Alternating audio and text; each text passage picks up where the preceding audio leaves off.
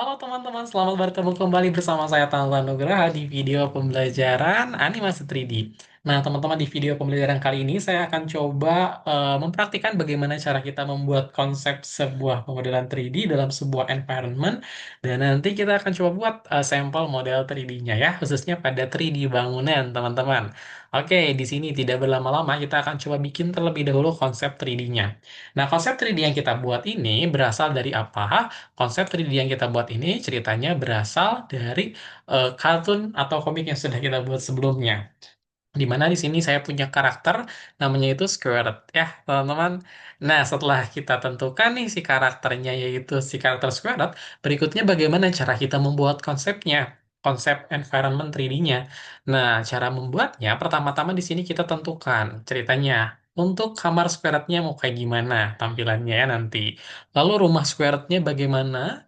Lalu taman hiburan yang dikunjungi oleh Squidward bagaimana? Ya gambarannya, taman dekat rumahnya bagaimana, dan air mancur dekat rumahnya bagaimana.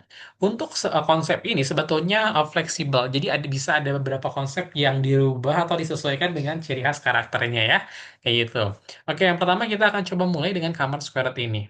Pada tugas sebelumnya atau pada video tutorial sebelumnya, saya juga sudah coba membuat latar berisikan ruangan kamar dari sebuah karakter. Nah, itu yang akan menjadi latar dari kamar si Squaretnya itu. Nah, di sini saya simpan di file, di latar, lalu saya copy ya, klik kanan, copy, lalu saya pindah ke sini lagi. Nah, lalu saya Ctrl V. Nah, ini untuk kamarnya ceritanya ya. Kita coba perkecil. Nah, kayak gini. Ini untuk kamar square-nya. Nah, pada pertemuan kemarin juga, di video pertemuan sebelumnya ya, kita juga sudah mencoba memuat kamar di Tinkercad dalam bentuk 3D yang ini nih. Nah, kita coba buka. Nah, kurang lebih tampilan kamarnya seperti ini nih. Tampilan ruangannya ya. Kayak masih loading. Kita tunggu dulu. Nah, ini adalah contoh tampilan ruangan kamar yang sudah kita muat di pertemuan sebelumnya ya. Nah, kita coba view 3D supaya bisa terlihat ya isi dalamnya. Nah, habis itu kita coba lihat, nah, kurang lebih seperti ini kamarnya. Jadi kita memasukkan beberapa kombinasi ya. Kalau udah kayak gini, tinggal kita klik print screenshot, kita screenshot gambaran kamar ini. Lalu berikutnya kita tinggal pindah ke Myron-nya, kita Ctrl V lagi. Nah, ini kamarnya udah masuk, kayak gini ya. Nah, kurang lebih untuk referensi kamarnya ada dua nih, untuk gambaran dari referensi kamarnya. Berikutnya, kita juga perlu menentukan referensi untuk si rumah si square-nya itu. Nah, di sini kita coba buka tab baru aja. Lalu berikutnya kita tinggal cari aja nih, misalkan rumah kartun 3D. Kayak gini. Nah, kita pilih image, dan di sini kita bisa memilih kira-kira rumah yang tepat buat Scarlett itu yang mana ya. Kalau menurut saya di sini kira-kira mending yang ini aja deh. Nah, yang ini ya. Kita coba jadikan referensi bentuk rumahnya. Kita klik kanan, kita copy image, kita buka Myron-nya lagi, kita Ctrl V. Nah, ini untuk rumah square-nya. Lalu berikutnya, taman hiburan yang dikunjungi. Berarti kita cari aja referensi taman hiburan 3D. Taman hiburan 3D. Ini. Nah, kira-kira mending yang mana nih? Kita pilih aja ya. Yang ini aja deh. Ini cukup sih. Atau yang mana ya? Taman hiburan yang ini aja deh. Kita klik kanan, kita copy image, kita Ctrl V di sini ya. Oh, mohon maaf, ini tadi kita override si rumahnya. Jadi kita lepaskan dulu seleksinya, lalu bisa kita Ctrl V. Nah, ini untuk taman hiburannya ceritanya. Lalu taman biasanya, taman yang ada pohon-pohonnya, berarti taman 3D aja. Nah, taman 3D-nya kira-kira, oke, taman kota coba. Taman kota. Oke, ini nih. Atau yang mana ya tamannya ya? Yang ini nih. Ini bagus. Ini nih. Kita coba pilih aja taman yang ini, kita klik kanan, lalu kita copy image, lalu kita buka, Ctrl V. Nah, kayak gini ya. Ini untuk tamannya, terakhir adalah air mancur.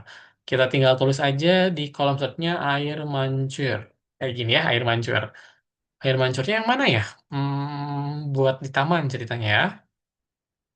Yang mana ya air mancurnya ya? Kayaknya yang ini deh. Nah, ini ya, kita klik kanan, kita copy image, lalu kita pindah ke background-nya, kita Ctrl V. Oh, jangan lupa, ini dimatikan dulu seleksi ke taman dekat rumahnya, baru kita Ctrl V, supaya tidak ter-override atau terganti si taman dekat rumahnya. Nah, kurang lebih konsepnya seperti ini, teman-teman ya, dalam kita menentukan konsep 3D yang akan kita buat menjadi sebuah environment untuk si karakternya. Nah, berikutnya kita akan coba berlatih juga teman-teman untuk membuat sebuah bangunannya ya. Nah, di sini saya akan mencoba membuat bangunannya langsung menggunakan Tinkercad. Maka dari itu, silakan teman-teman nanti login ke Tinkercad-nya. Lalu langkah berikutnya, kita klik create aja, lalu pilih 3D design. Nah, kita buka 3D design-nya. Sebelum kita lanjutkan untuk membuat apa namanya bangunannya, di sini kita akan coba mengenal lebih dalam terlebih dahulu terkait Tinkercad ini ya. Nah, pertama-tama dalam kita coba berkenalan dengan Tinkercad ini, kita coba masukkan sebuah mesh dulu nih. Misalkan di sini kita gunakan mesh box. Kita pilih lalu kita letakkan di bagian tengah misalkan di sini ya. Nah, ini adalah meshbox ya. Meshbox ini bisa kita atur ukurannya dengan cara klik bagian ujung sudut-sudutnya ini ya. Kayak gitu. Nah, dalam membuat sebuah model, kita pastinya ingin membuatnya itu presisi. Maka dari itu kita membutuhkan alat pengukuran supaya perhitungan dalam pembuatan modelnya itu tepat. Nah, alat pengukur yang kita bisa gunakan dalam pembuatan model di sini yaitu adalah ini, rule tool ya, atau shortcutnya itu huruf mohon maaf. Kita tinggal klik aja, lalu kita pilih si rule-nya mau di mana, di sini misalkan atau di sini, bebas ya. Misalkan di sini aja deh. Nah, di sini saya akan coba jelaskan terlebih dahulu terkait rule tool itu bagaimana sih sebetulnya ya. Nah, jadi rule tool ini ada elemen-elemen yang mendukungnya. Yang pertama, ada segmen yang garisnya warna hijau. Ini tuh apa sih fungsinya? Segmen garis warna hijau itu adalah segmen di mana dia itu jarak antara tepi penggaris ke objeknya. Ya, ini untuk jarak ke sumbu apa ya ini tuh ya? Wait. Ini jarak ke sumbu yang warna hijau itu adalah oke di Tinkercad nggak disebutin ya sumbu-sumbunya. Intinya ini jarak secara horizontalnya teman-teman ya. Yang warna hijau itu baru yang warna biru itu adalah jarak secara vertikalnya ya. Nah, kalau yang hijau itu tuh jarak antara tepi penggaris ke tepi objeknya ya. Sementara kalau yang biru ini teman-teman, yang biru ini nih yang nilainya 20 ini adalah ukuran dari objeknya, dan tingginya ini juga ukuran dari objeknya ya. Seperti itu. Nah, di dalam Tinkercad juga, untuk fitur atau tools rule ini, teman-teman ya, kita bisa gunakan midpoint atau kita gunakan endpoint. Nah, apa sih yang dimaksud dengan midpoint dengan endpoint itu? Nah, kita ganti. Ini ceritanya kita pakai end midpoint, teman-teman ya. Kalau midpoint itu adalah kita bisa menentukan nih jarak antara apa? Jarak antara titik sudut ke pusat si objeknya. Nah, ini tuh kan jaraknya yang hijau nih. Nah, jarak dari titik sudut, ya, titik sudut si roll-nya ini ke titik pusat lingkarannya. Ini pun sama ya, kayak gitu. Ini titik pusatnya di sini, berarti jaraknya ke sini. Nah, sementara kalau kita menggunakan apa namanya endpoint, kita klik. Nah, maka di sini hanya bisa menghitung jarak antara titik sudut ke tepi terdekatnya yang hijau ini ya. Nah, ke sini dan juga ke sini. Ini hanya yang terdekatnya. Jadi nggak kayak tadi ke langsung ke titik pusat sudut, titik pusat objeknya ini ke tepi objeknya ya, teman-teman. Dan di sini juga teman-teman kita bisa menghilangkan si role-nya dengan cara mengklik tombol X ini, yaitu dismiss role-nya. Kayak gini ya. Nah, berikutnya Kak, kita bakal lakukan apa? Nah, berikutnya yang bakal kita lakukan di sini kita akan coba bikin sebuah bangunan sederhana ya dari sebuah cube ini. Pertama-tama kita ganti warnanya dulu ya, biar nggak terlalu meriah warna merah, kita ganti sama warna abu ini. Lalu berikutnya kita akan coba scale. Cara scale-nya gimana? Kita klik aja nih yang kotak-kotak ini. Kalau kita klik yang kotak di permukaan atas berarti kita scale-nya ke bawah kayak gini ya. Nah, kita scale-nya secara vertikal ya. Kalau misalkan yang pinggir, kita scale-nya secara horizontal ya. Nah, kayak gini teman-teman. Kita scale lagi. Kita bikin agak jadi kotak. Kayak gini. Ini cukup gak ya? Oke, kita coba perbesar kayak gini. Oke, kita tipiskan, agak tipiskan. Nah, oke, seperti ini ya, teman-teman. Kita udah coba scale si apa namanya si cube-nya ini. Kita lihat dari tampilan atas apakah sudah berada di posisi tengah. Oh, oke, belum. Kita letakkan ke posisi tengah kayak gini, teman-teman ya. Nah, habis itu kita akan coba atur radiusnya supaya bagian pinggirnya nggak terlalu tumpuk, lancip, teman-teman. Caranya kita atur radiusnya. Nah, kayak gini ya, kita bisa atur radiusnya. Nah, lalu selanjutnya yang akan kita lakukan ngapain? Kita akan coba tambahkan kembali cube, tapi dengan cara menduplikasi cube yang sudah ada. Caranya kita tinggal klik eh, cube-nya, lalu kita klik CTRL-C tambah CTRL-V. Nah, di sini cube-nya sudah ada lagi yang baru ya. Nah, kalau udah kayak gini, kita klik shift, lalu kita klik kiri geser, supaya ke tengah si cube-nya ini. Nah, cube ini kita akan coba perkecil ukurannya ya. Tidak sebesar yang tadi. Ya, kita dari top aja view-nya ya. Kayak gini. Nah, kita perkecil cube-nya yang tadi, yang barusan ya. Nah, berikutnya kita ganti warna deh. Warna putih, warna ini nih, abu ini ya. Biar terlihat. Nah, kayak gini ya. Nah, sudah kita ganti warna. Lalu kita ngapain? Kita angkat si cube-nya agak ke atas. Lalu berikutnya kita buat cube-nya ini jadi lebih meninggi kayak gini ya.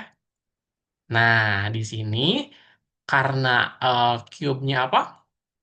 Kita mau bikin jadiin bangunan, ini kita coba apa namanya? Kembalikan radiusnya ya, jadi 0 supaya lebih tegas gitu ya bentuknya. Atau kita mau pakai radius juga sebenarnya dipersilahkan ya, tapi di sini kita coba jadi 0 aja dulu ya supaya lebih tegas bentuknya, teman-teman. Tapi di sini kelihatannya kurang gimana ya? Nggak yang kayak tadi gitu. Hmm, saya coba akalin deh. Ini kita hapus dulu. Kita tambahin cube baru aja deh. Nah, kayak gini. Oh, ini jangan cube kosong. Cube yang barunya yang ini aja deh. Nah, yang merah lagi ya. Kita kita panjangin ke atas, kita besarkan ya. Ke pinggir kanan, kiri juga kita besarkan. Berikutnya, nah kita lebarkan lagi. Kita dari posisi atas aja deh, dari top ya. Nah, kayak gini. Ini udah pas deh kayaknya ya. Kita atur. Oh, radiusnya ternyata masih sama ya. Oke, ternyata masih sama. Kita gunakan yang tadi aja deh. Nah, ini aja deh ya. Nah, kita gunakan cube yang ini, kita turunkan agak ke bawah supaya tidak terlihat. Nah, kayak gini maksudnya.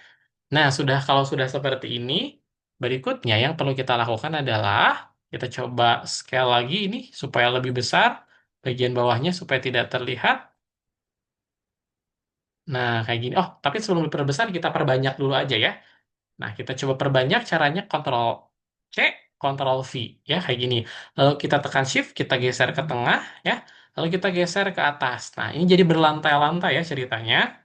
Nah, kita klik Shift, kita seleksi kedua buah cube yang warna abu ini. Lalu kita Ctrl C, Ctrl V supaya cepet ya. Lalu kita klik Shift, kita klik kiri ya, geser ke tengah lagi. Habis itu kita geser ke atas. Nah, seperti ini ya. Supaya hasilnya konsisten, teman-teman ya. Nah, ini kan lebih konsisten ya hasilnya ya. Lalu kita Ctrl C, Ctrl V lagi. Lalu kita klik Shift, geser, klik kiri ya. Lalu kita geser ke atas lagi kayak tadi ya. Nah, ini udah hampir jadi nih gedungnya nih. Nah, habis kayak gini, berikutnya kita Ctrl C. Oh enggak, ini ya Ctrl C, Ctrl V lagi. Kita klik kiri, tahan, geser, kita klik ke atas. Nah, udah hampir kayak gini nih, udah hampir jadi ya. Ini untuk lantai atasnya ceritanya, teman-teman ya. Nah, kita buat ini agak atas, ini kita coba bikin agak tebal. Nah, kayak gini, teman-teman. Nah, setelah ini kita coba tebalkan juga bagian bawahnya ya.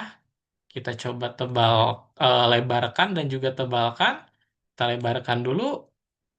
Nah, supaya terlihat beda ya. Nah, kayak gini kita lebarkan. Nah, ini kita agak coba turunin ke bawah dikit. Nah, seperti ini kurang lebih.